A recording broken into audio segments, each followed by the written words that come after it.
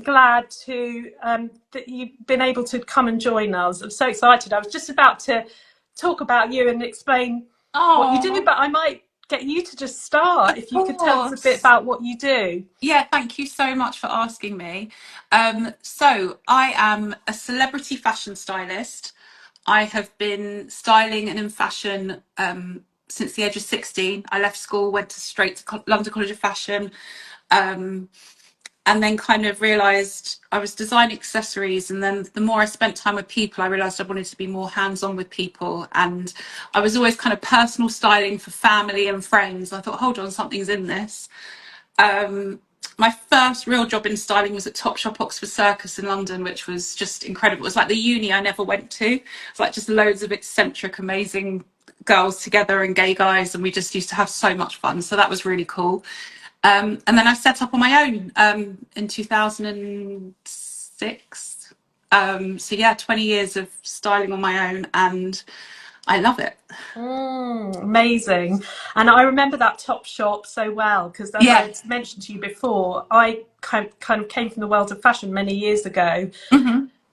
as a buyer, and yeah, I was always I was hanging out in that Top Shop a lot. Oh, brilliant. So Um, you were based in London as well? yeah, so I worked for Warehouse for quite a long time. Oh, okay. So yeah, but then about turn and now helping with people with their body image, which is one of the reasons why I was so excited to be able to talk to you today because so many people in my community really struggle Hmm. with their relationship with food and their body, Yeah. and I know a lot of people are struggling of all different body sizes, Hmm. and a lot of my clients really enjoy fashion. They really want to be able to wear that, but they really struggle with that. So yeah, I'm really excited to have you on and talk about that.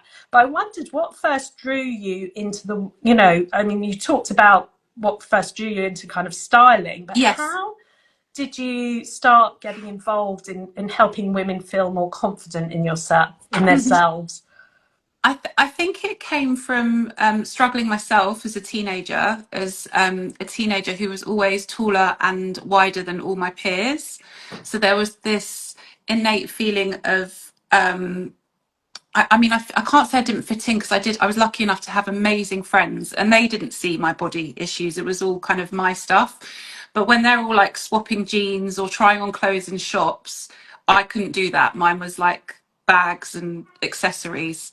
Mm, And, I think that's the same for a lot of women nowadays. If you're over a size 16, I mean, shopping has changed. That's a whole different conversation. But say sort of 10 years ago, to go shopping, it's quite a depressing experience for mm, women who don't fit into sort of that standard sizing. And I think that's where my passion came from, because I kind of found confidence and found fun through clothes as a mid-stroke plus size woman, and realizing that that is achievable for anyone, no matter what their size. mm. I love that.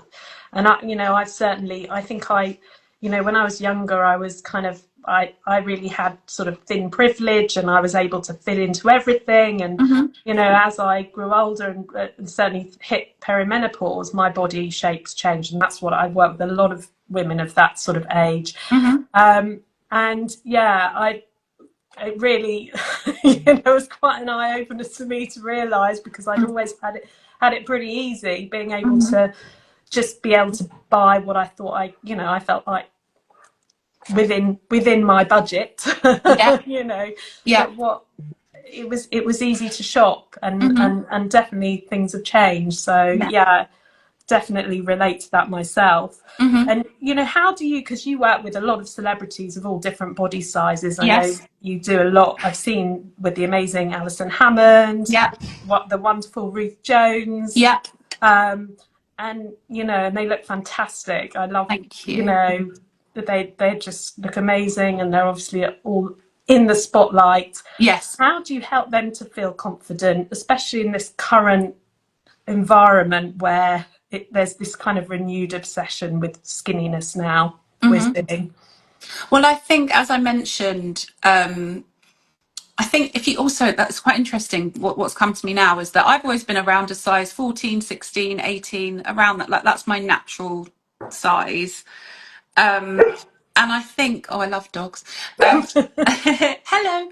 I think that um, coming into sort of starting with Alison and with Ruth was kind of a different experience for me and more of a personal one, because I think I mentioned, even though regardless if that was me 14, 16, 18, or whatever size these ladies are, it doesn't matter, but I can relate to that constant eyes on me. Oh, you've lost weight, you look amazing. Like, I don't know when that became okay to say. You don't go around saying to someone, oh my goodness, you're so thin, go and eat. Well, actually people do say that, that's wrong too.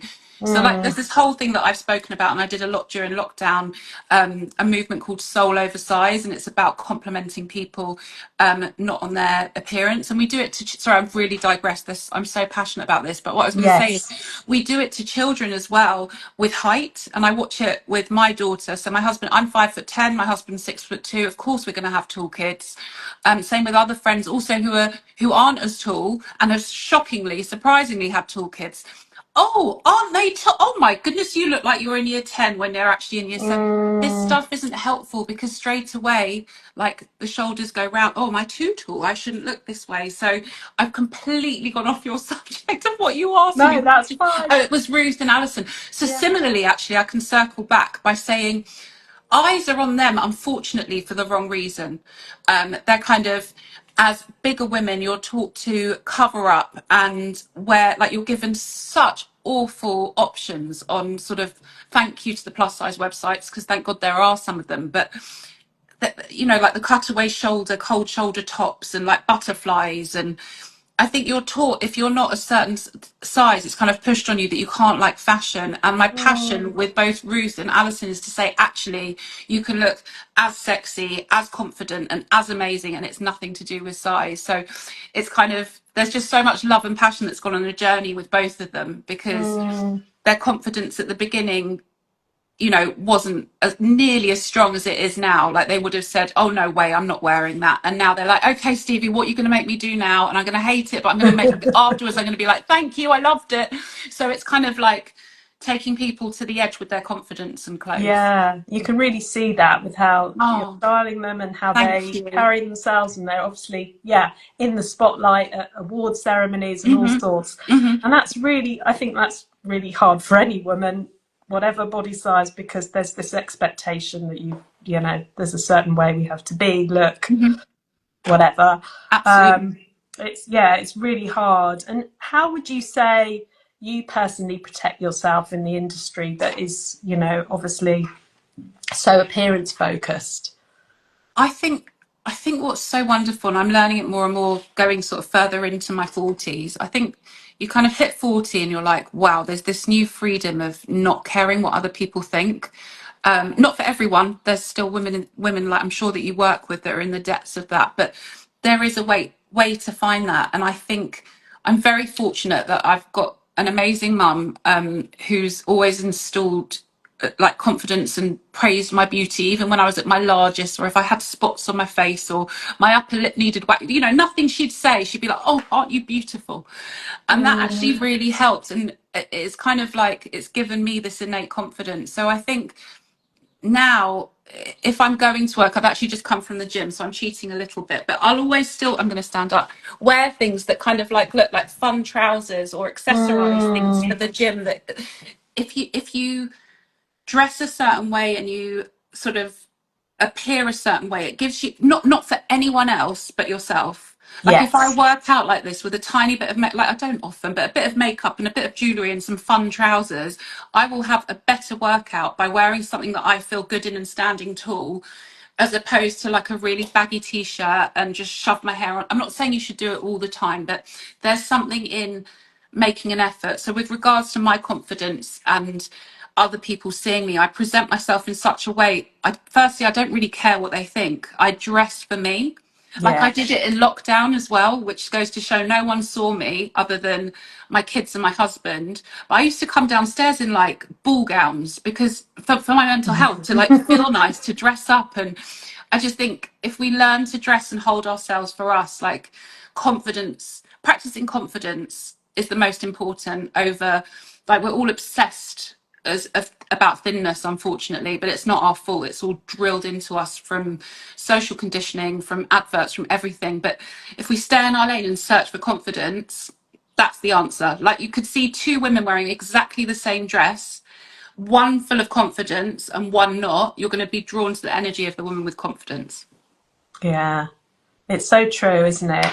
And I've found that with clients where we've gone on this journey and they've done a lot of body image healing, and they've gone out, and I'm so proud of them. They've gone out and they've bought some clothes and they've got colour. They bought colour and they bought things that they wouldn't have worn before, because usually there's so much hiding Yeah. in, you know, either hiding in baggy clothes, Mm-hmm. or the idea that because they feel like they've gained weight or they haven't lost weight, they're not buying new clothes because, you know, until they've lost the weight. Mm-hmm. And, you know, and they do this, you know, it's so common with lots of things in their life. They're holding off living life Mm-hmm. until they've lost weight. And then when they've gone on this body image journey and they're able to, you know, buy new clothes, and it doesn't have to be new clothes, it can be vintage, you know, whatever. Mm-hmm. But they've found clothes that they feel comfortable, they feel good in, and they've gone into work and they've worn it.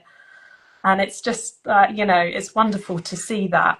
I mean, there's no better feeling. What you're saying is what I do with people on a daily basis. Like, I'm so grateful. I can't call this work. It's like the Mm, joy you get from someone actually feeling like like I say, I relate back to teenage me. If I think of the girls in school, and you saw, like, everyone had their own issues, it didn't feel that way at the time, but watching these teenage girls look supposedly like perfect, to me they were perfect. And then for me, wearing, not like, every time I dress someone now and see someone do that smile in the mirror of like, wow, is that me, that like mm, heals a bit of teenage me. So I think that's really, I think maybe that's why I'm such a successful stylist, because my passion and my real true ethos around it is because I've been there.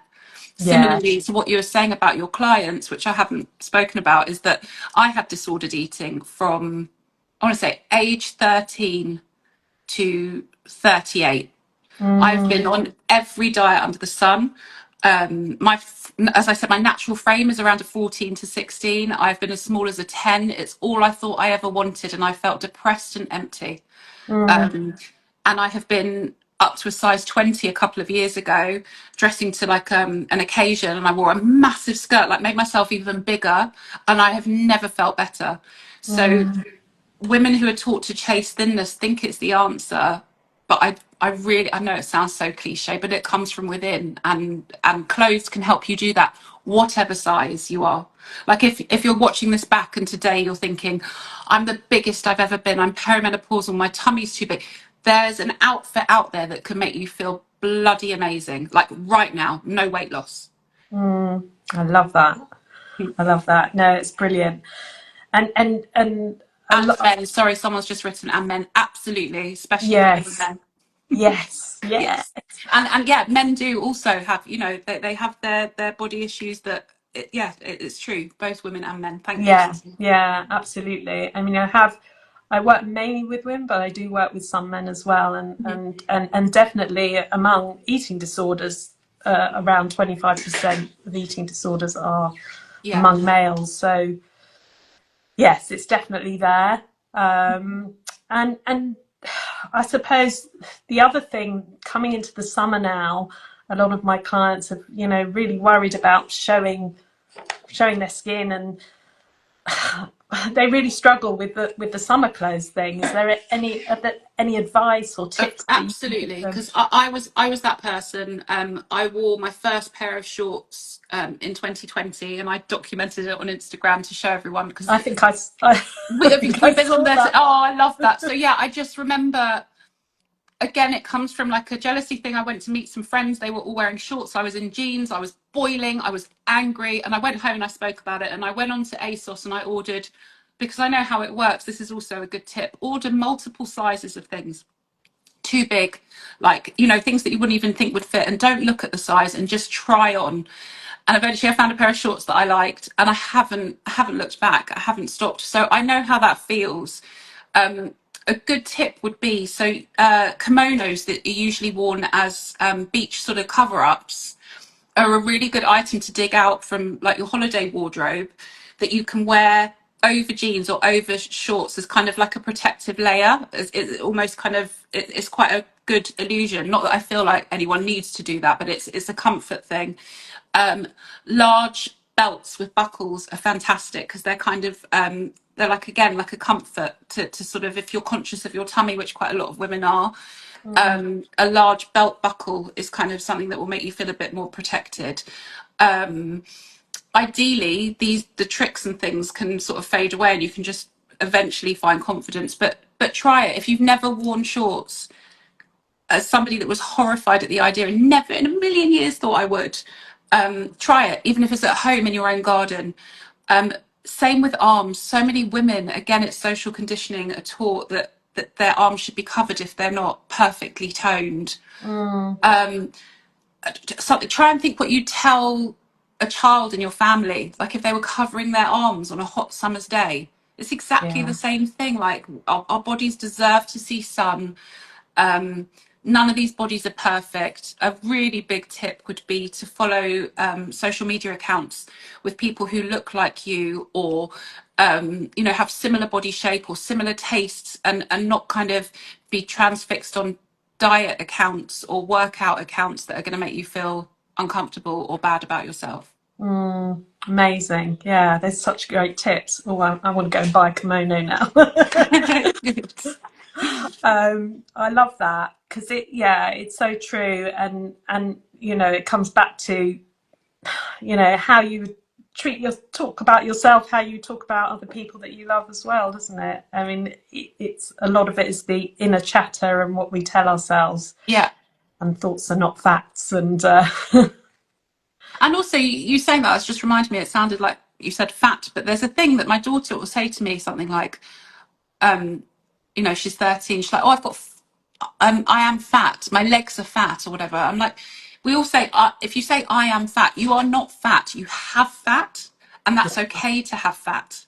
yes, So, like, my son's at a stage, he loves playing with my arms. And I actually, 5 years ago or 10 years ago, I would have been so insulted that I have nice wobbly arms and my son likes to play with them. How lucky am I? It's like, it's changing the narrative. Like, mm, if someone says, oh, you shouldn't be wearing that, or if someone says something negative towards your body, I'd much rather them say that than, oh, you're a horrible person, or I'd much rather be called fat or inappropriately dressed than nasty. yeah, yeah. It's so true. It's untangling our worth from our appearance, isn't it? And Hmm. really building it, as you say, from within. Yeah, and if, So like you said, key. you work with a lot of women who are sort of perimenopausal, like 40 plus. It was ingrained in us. We watched adverts for Special K diets and Weight Watchers, and grew up with like Heat magazine with people circling point, like. Oh, And I know that it feels like it's back now, but there is no way, like, if you're watching this, our bodies can't be a trend. Like, eyebrows, just about, we all had really thin eyebrows in the 90s, and now we're all yeah, growing them back. Eyebrows, I I can know. just about get on board with. Our bodies are naturally a certain size. Like, shrinking them or changing them can damage your health and your mental health. And yeah, there's a book I've read. I don't know if you've read it. Have you read Body Positive Power by Megan Crabbe? No, I haven't read that one Okay, so actually. that is just, she's incredible. I think she's still called Body Posy Power, or maybe she's called Megan Crabbe on Instagram, and she wrote a Yeah. book, and that really, really helped me on my journey. At the end, so much so, it's like a thing about committing to quitting diet culture. And I'd read the Mm, book and I said, I can take all this on board, but I'm never quitting diets. And that's where I thought I was at. And like a couple of months later, signed it, that's it. Like, it frees up so much of your time. It's the oh, best feeling of the world. It's like yeah. accepting yourself, like, oh, okay, so you had a bit of bread before you went out for dinner, like a starter in a lovely restaurant, and it was warm with butter. Get rid of the guilt. Like, I understand. I really do. Like I said, I've done it all. But the fact that I've managed to, if I can heal myself from diet culture, anyone can, because I was obsessed. Mm, what an amazing message. I love it. I No, love I love it. it too. Thank you so much for asking me. Oh no, no, it was great great having you on, and I'm so appreciative of your time. I know how busy you are, but I think, just hearing that, you will be giving a lot of sense of hope and inspiration to a lot of people. No. So yeah, really appreciate that. So Stevie, how can people find you and find out more about you and So what you I do? mainly on Instagram and TikTok at Stevie B Style. There's a mix of all my celebrity styling and a lot of talk about body acceptance and confidence. Coming up to the summer months, hopefully it's going to get warmer. I do a lot of jiggling in my cellulite and in my bikinis, and just everything is to empower others, because again, even now, if I see somebody like Dove, or there's a few people that do campaigns for like curvier women, and I see like a billboard I'm like, oh, I wish I would have had that when I was younger. Like, it's all Yeah, that stuff. Like, if we try and stay in that lane and not focus on this is happening because it's just a trend, in a minute again it'll be like Kim Kardashian bums, and like you just can't keep up with body trends. I no. just digressed again, but yeah, at Stevie B Style. Yeah, brilliant, brilliant. Thank you so much, and I'm sure everyone will be wanting to follow you. And Thank you. I certainly send my clients your way Oh, to that's check so out what you're doing lovely. because I actually have done a workshop recently that I've saved for mid and plus size women, like all top tips. So if any of your clients, I'm going to do one as well that's more inclusive for everybody. But yeah, if anyone wants to sort of buy that little course, and it's like all my tips and tricks on how for confidence and like key staples. So yeah, oh, brilliant. Well, I'll get you to send that info to me because then I can also amazing. send it out to my Thank you. email community as well. Thank Oh, you. brilliant. Fantastic. Well, it's so lovely to chat to So you. lovely talking to you. Thank you for having me. Oh, it's a pleasure. Take care. You too. You too. Bye. Bye. Bye. Bye Bye. Bye. bye.